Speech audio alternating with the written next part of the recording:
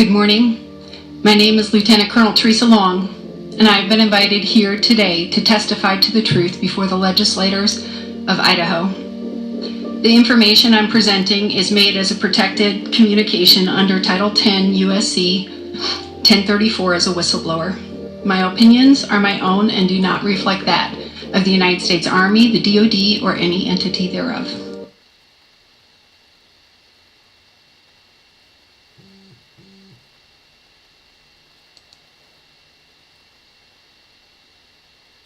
%40 is no one's even calculated that. I mean, that's never been factored into what things would look like. It's apocalyptic. In my 15 years as a doctor taking care of soldiers, I have never seen this litany of debilitating and potentially deadly medical conditions in soldiers.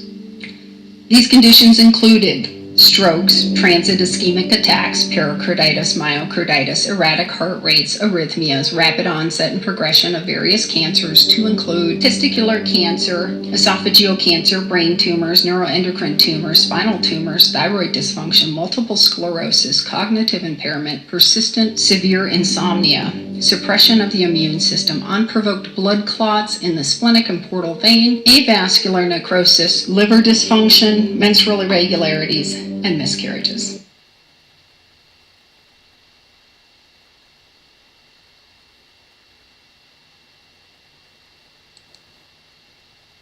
Vaccines.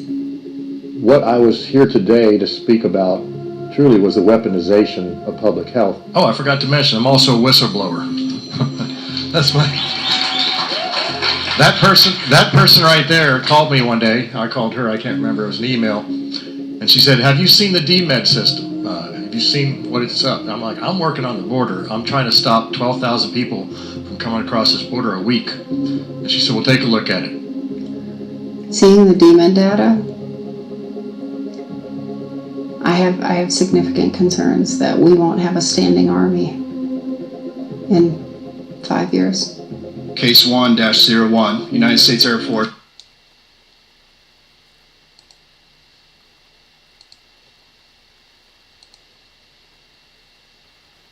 Fair use.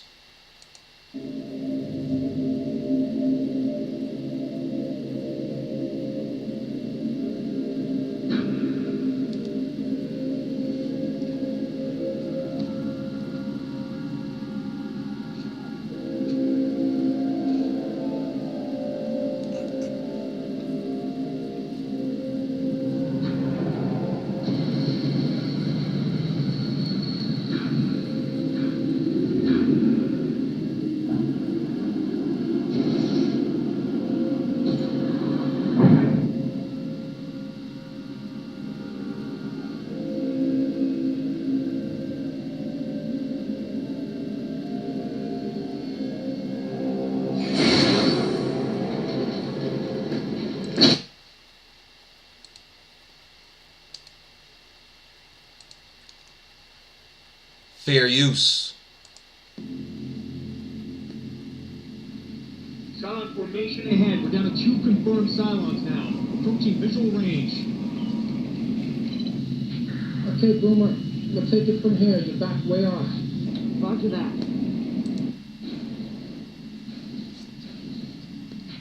All right, boys and girls, you break into attack formation. Now, there might only be 2 of them, but I want you to stick with your wingman and do not get overconfident.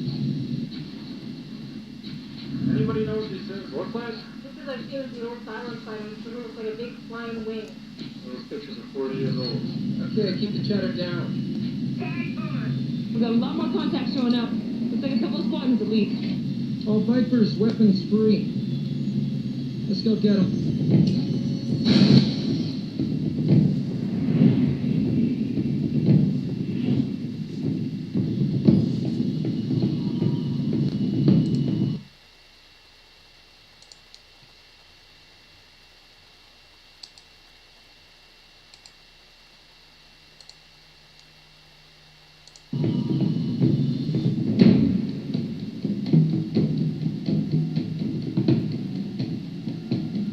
Fair use.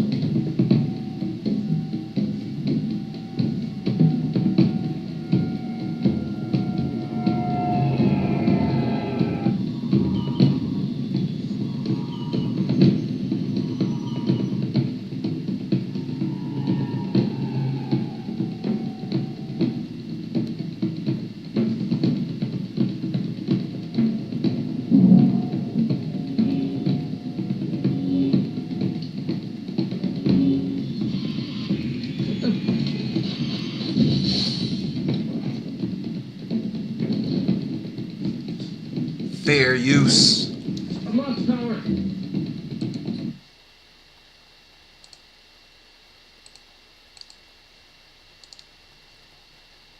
Jolly. Jolly, take over. Jolly, can you read me?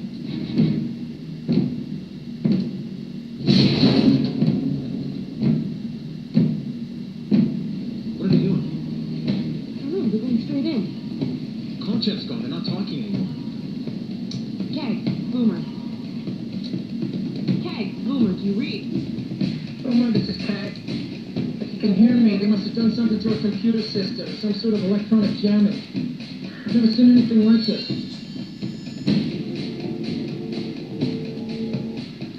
There's no cockpits. Somebody's flying this space. Oh my God.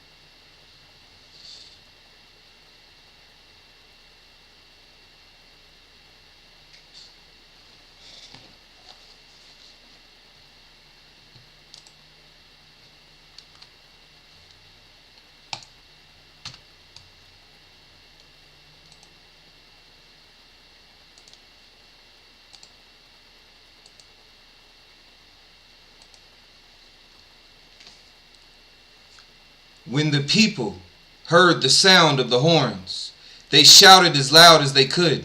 Suddenly the walls of Jericho collapsed, and the Israelites charged straight into the city from every side and captured it. They completely destroyed everything in it, men and women, young and old, cattle, sheep, donkeys, everything. Then Joshua said to the 2 spies, "Keep your promise. Go to the prostitute's house and bring her out along with all her family." The young men went in and brought out Rahab, her father, mother, brothers, and all other relatives who were with her. They moved her whole family to a safe place near the camp of Israel. Then the Israelites burned the city and everything in it. Only the things made from silver, gold, bronze, or iron were kept for the treasury of the Lord's house. So Joshua spared Rahab, the prostitute, and her relatives who were with her in the house, because she had hidden the spies Joshua sent to Jericho, and she lives among the Israelites to this day. At that time Joshua invoked this curse: "May the curse of the Lord fall on anyone who tries to rebuild the city of Jericho. At the cost of his firstborn son, he will lay its foundation. At the cost of his youngest son, he will set it up its gate." So the Lord was with Joshua, and his name became famous throughout the land.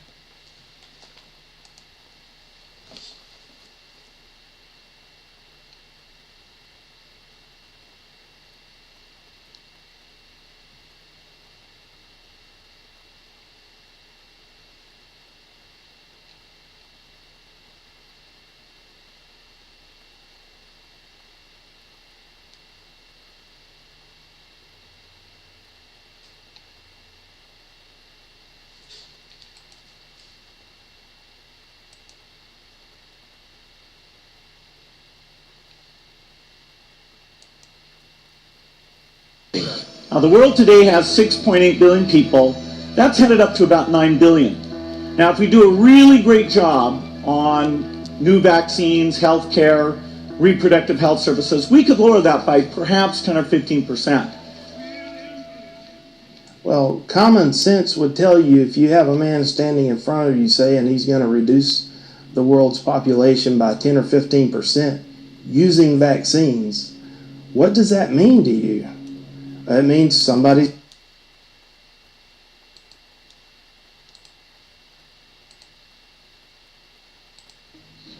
And also in Negative Commandment 59, that there's a mitzvah and a command to wipe out from among all the descendants of Esav, descendants of Amalek, male and female, young and old. What is Amalek? Says Hasidus, Amalek represents the concept of doubt. They put a doubt into everything that you want to do. That is why they're so evil. That is Amalek. And that is why Amalek is so terrible, and it has to be totally uprooted. Therefore, God tells us we should erase their memory, and we should eradicate them from the face of the earth.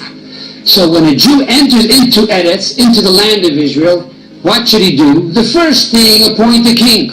Step 2, destroy Amalek.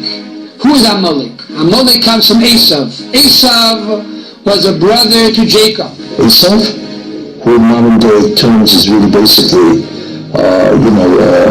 so the one of them is America. Esav became Edom, which is a nation. Edom became Rome. Instead of it being Rome, it became Christianity. Christianity, of course, ultimately became Western civilization. So Esav today is really Western civilization. With the new United States. With the new Esav is Europe, the United States. The throne of God is incomplete until we destroy Amalek. Any nation that has that religion can be considered Esav. The audacity, the chutzpah, to destroy Amalek and to cut off the offsprings of the nation of Amalek. And the Sifri goes on to say, how do we do this today? What would be the most Jewish thing for the last Jew to do? The most appropriate, fitting thing? One said that the last thing that a Jew should do when he or she leaves Europe is spit.